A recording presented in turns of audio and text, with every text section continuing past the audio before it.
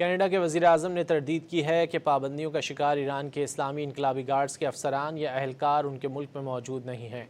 Canada के वज़ीर-ए-आज़म का बयान उस वक्त सामने आया जब ईरानी फ़ुटबॉल फेडरेशन के वफ़द ने टोरंटो एयरपोर्ट पर इमिग्रेशन हुक्काम की जानिब से बदसलूकी और वापस भेजे जाने का दावा किया था। वफ़द में ईरानी इस्लामी इनकलाबी गार्ड्स के साबिक़ अरकान भी शामिल थे।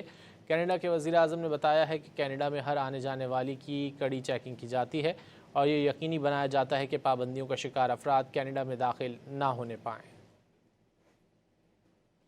कनाडा के वज़ीर-ए-आज़म ने तरदीद की है कि पाबंदियों का शिकार ईरान के इस्लामी इनकलाबी गार्ड्स के अफसरान या अहलकार उनके मुल्क में मौजूद नहीं हैं।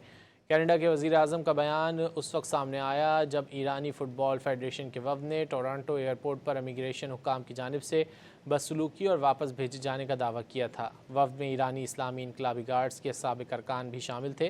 कनाडा के वज़ीर-ए-आज़म ने बताया है कि कनाडा में हर आने जाने वाली की कड़ी चेकिंग की जाती है और ये यकीनी बनाया जाता है कि पाबंदियों का शिकार अफराद कनाडा में दाखिल ना होने पाएँ।